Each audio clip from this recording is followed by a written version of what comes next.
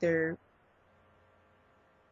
I don't think they're putting themselves in a position where it's like giving everything to men. You're not giving anything to men because at the end of the day, most of those girls will go home to their own lives, and those guys will just go home to their empty beds and be thinking about that woman.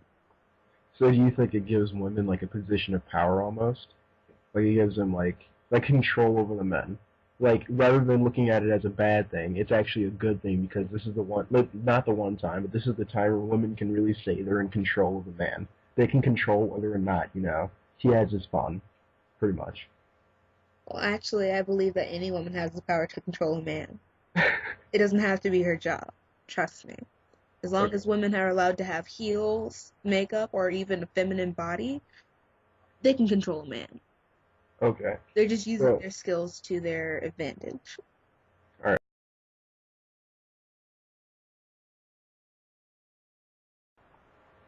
It's like the chances of your husband going off and sleeping with Halle Berry are a lot less likely than your husband going off and sleeping with the stripper or the hooker down the street. Okay. Um, More or less, like,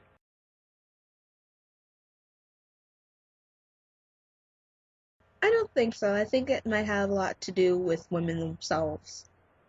okay. Because women, there's, like I said before, there's a lot of cattiness and a lot of jealousy. And people, girls tend to fabricate things Okay. and come up with certain titles to call people. I wouldn't necessarily say it's the best job in the world with all those like STDs and stuff out there. And I guess, the chances of Halle Berry getting an STD from doing like a scene on camera are fewer than like the chances of the whore getting some sort of disease. But either way, it's money. They're getting paid Okay. either way to show their bodies. I don't think that, it should be seen like that, but it is. I wouldn't call them a whore. I would call them, I don't know, a sexual technician. I don't know. All right.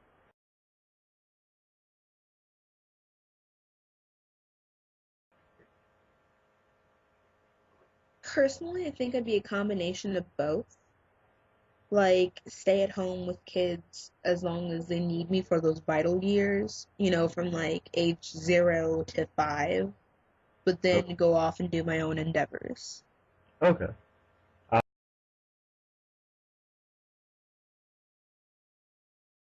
A mixture of both. okay. Like, So I wouldn't spread have out. to be home all the time because we have to make some kind of money.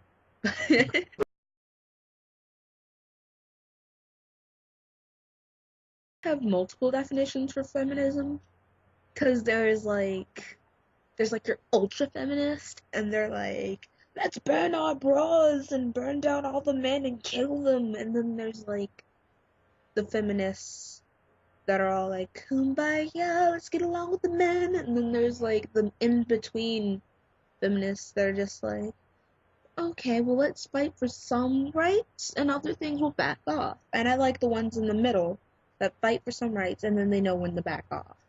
Okay. And the really extreme feminists are just kind of annoying. I like to call them the annoying little bitches. And they just like kind of nag and give all feminists a bad name, which is why the word feminist seems to be associated with negative things nowadays. Wow. But Okay.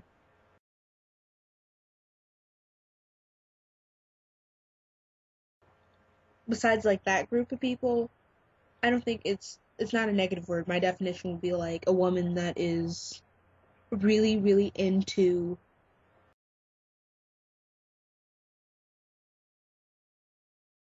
um I think I would rather her just be whatever she wants to be, honestly. Okay. Whatever she wants to go into, whether she wants to be a circus clown, a lawyer, or a doctor, or like, I don't know, a fire breathing belly dancer that performs for bachelor parties, whatever it is, as long as she's happy. That's all that my personal dream is, for people to be happy on the inside and know in their heart and their soul that they're doing the right thing. I don't think that gender or your place in society would have to have any claim on whatever you want to do. If she wants to stay at home and be a wife, then I will support that completely. If she wants to be, a Harley riding daredevil going through hoops, I will cross my fingers and hope she doesn't die.